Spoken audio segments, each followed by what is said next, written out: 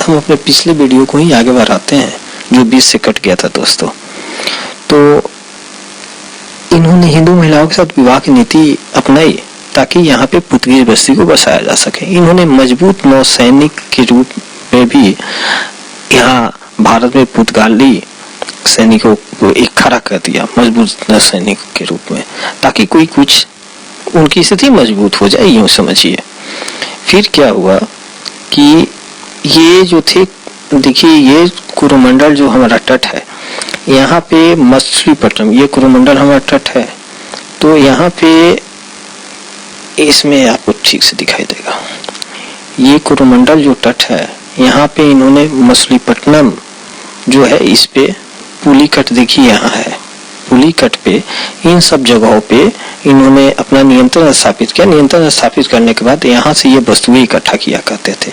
और यहाँ देखिए नागपट्टनम, आपसे पूछे कि पुर्तगालियों का सबसे प्रमुख बंदरगाह के रूप में कौन सा एरिया था, तो आप कहेंगे नागपट्टनम, है ना, गोवा नहीं देंगे, नागपट्टनम। नागपट्टनम जो है पुर्तगालियों का प्रमुख बंदरगाह के रूप में सामने हमारे आया। मछलीपट्टनम पे भी इन्होंने नियंत्रण किया था, पुलिकट पे भी किया था, गोवा पे तो किया ही किया था, हम लोगों ने देखा। तो प्रमुख पत्तन के रूप में यहाँ नागपट्टनम है जिस पे इन्होंने किया। अब इनके बारे में हम अपना लेक्चर खत्म करने से पहले, मतलब कि अलबुकर्क साहब के बारे में हम खत्म करने से पहले जान जाएं कि बम्बई के बारे में। बम्बई पर यूं हुआ कि जैसा 1661 में एक शादी होती है, जो ब्रिटेन के राजकुमार से शादी होती है, पुर्तगाल के राजकुमारी कैथरीन की, और पुर्तगाल वालों ने ब्रिटेन वालों को 1661 में बम्बई को दहेज में दे दिया। दहेज हर जगह चलता है भाई, तो दहेज में दे दिया। अब 1661 में शादी हुई, दहेज में दे दिया। 1668 में 1668 में ये ब्रिटेन वाले लोगों ने क्या किया कि ब्रिटेन वालों ने ईस्ट इंडिया कंपनी को भाड़े पे, कहीं किराए पे दे दिया। और किराया कितना था, 10 पाउंड जो है, 10 पाउंड ईयरली था, वार्षिक 10 पाउंड के किराए पे ईस्ट इंडिया कंपनी को ब्रिटेन वालों ने 1668 में दे दिया। 1687 में सूरत के स्थान पर, पहले सूरत था ब्रिटेन वालों का मुख्यालय, सूरत के स्थान पे इसी बम्बे को उन्होंने, ईस्ट इंडिया कंपनी ने अपना मुख्यालय बनाया। ये 3 चीज हम ध्यान रखेंगे। 1661 में क्या हुआ, 1668 में क्या हुआ, 1687 में क्या हुआ, ठीक है। अब हम आते हैं अपने तीसरे पुर्तगाली गवर्नर पे, यानी नीनो द कुन्हा पे, जो 1529 में गवर्नर बन के आए हुए थे, पुर्तगाली गवर्नर बन के आए थे। यहाँ पे क्या होता है कि जो गुजरात का जो शासक था, गुजरात का शासक, इस समय गुजरात का शासक था बहादुर शाह, क्या नाम है उसका, बहादुर शाह था। इनकी गुजरात की शासक की मुगलों से नहीं पटती थी,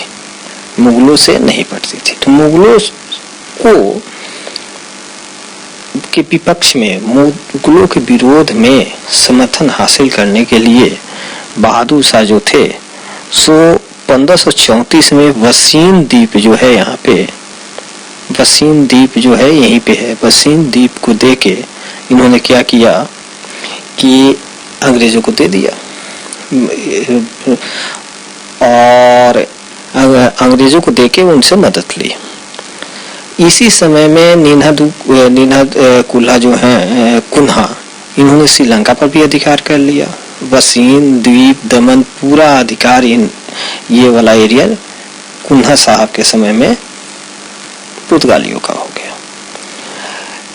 जब ये जान ही रहे हैं कि वसीम जो द्वीप है, बहादुर शाह ने पुर्तगालियों को देके इनसे मदद ली मुगलों के विरुद्ध में, तो ये भी जानते चलें कि ये वसीम का जो एरिया है और यहाँ जो सालसेट का एरिया है, ये दोनों एरिया फिर बाजीराव प्रथम जो हुए थे मराठा सरदार, उस समय एक मराठा सरदार से चिन्नाप्पा ने, उन्होंने 1739 में इन्होंने वापस फिर छीन ली इन पुर्तगालियों से, चिन्नाप्पा ने, ठीक है, चिन्नाप्पा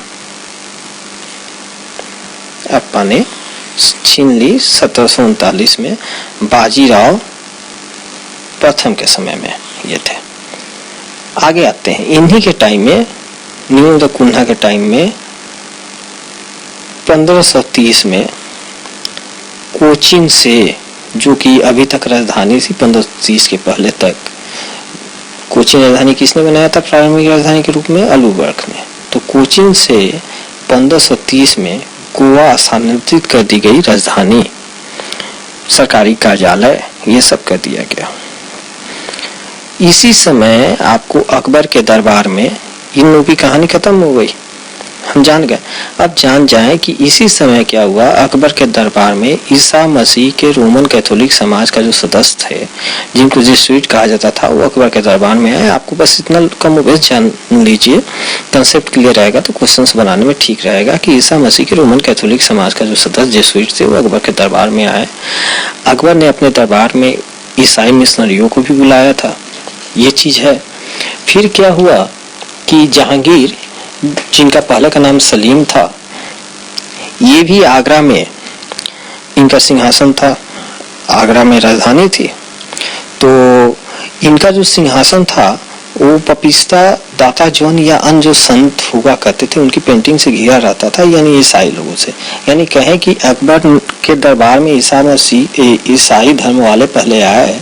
जहांगीर के समय इनका जो है सिंहासन से उनकी पेंटिंग से घिरा होता था उस धर्म से, लेकिन खास उससे कोई चेंजमेंट नहीं हो पाया। खैर, इसी समय 1608 में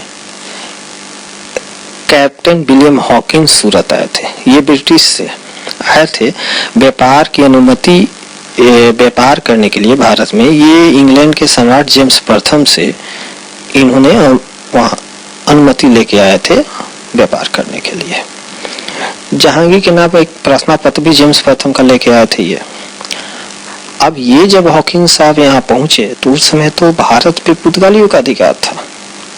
तो इन्होंने भरसक कोशिश किया कि हॉकिंस साहब जो हैं सो जहांगीर के पास नहीं पहुंच पाए, लेकिन वे सफल नहीं हो सके। हॉकिंस जहांगीर के पास पहुंचे भी, और जो वो गिफ्ट लेके आए थे, उपहार लेके आए थे, उपहार की कीमत जो 15,000 उस समय के लिए बहुत ज्यादा थी, 15,000 सोने के सिक्कों के समान थी, वो लेके आए थे। तो जहांगीर साहब ने उसको लिया भी और काफी उनका बहुत खुले दिल से उनका स्वागत भी किया था। हॉकिंस के साथ एक और प्लस पॉइंट था कि तुर्की भाषा का जानकार हॉकिंस था और तुर्की भाषा में ही जहांगीर से संवाद किया, बातचीत की। अब चूंकि इनके भाषा में जब बात कीजिएगा तो थोड़ा सा इंक्लिनेशन तो होगा, सामने वाले के प्रति झुकाव तो होगा। तो जहांगीर साहब खुश हो गए और इनको 30,000 के वेतन पे 400 का मनसबदार नियुक्त कर दिया। ये सारा चीज आपके कंसेप्ट के लिए सही होगा, लेकिन फिर भी हॉकिंस साहब टिक नहीं पाए यहाँ पे। ये आए थे 1608 में, लेकिन टिक नहीं पाए पुर्तगालियों के विरोध के कारण। हम लोग इसको विस्तृत अंग्रेज का जब पढ़ेंगे, ब्रिटिशर्स का, अंग्रेजों का, उस समय पढ़ेंगे। 1608 में आए थे, 1611 में इनको पुर्तगालियों के विरोध के कारण जो है वापस चल जाना पड़ा, है ना। हालांकि 1612 में उसी हिंद महासागर में ब्रिटिशर्सों का प्रवेश होता है। फिर से क्या होता है कि थी, उसके बाद वहां पे कैसे विजयी होते हैं अंग्रेज, जहांगीर प्रभावित होते हैं और कारखाना खोलने के लिए अनुमति दे देते हैं। लेकिन 1579 के समय तक जो है एक शासकीय फरमान शाहजहां के द्वारा जारी होता है और पुर्तगालियों को सीमित कर दिया जाता है उनके व्यापार को, है ना। अब उनके देन को हम लोग एक छोटे से वीडियो में अभी देखेंगे।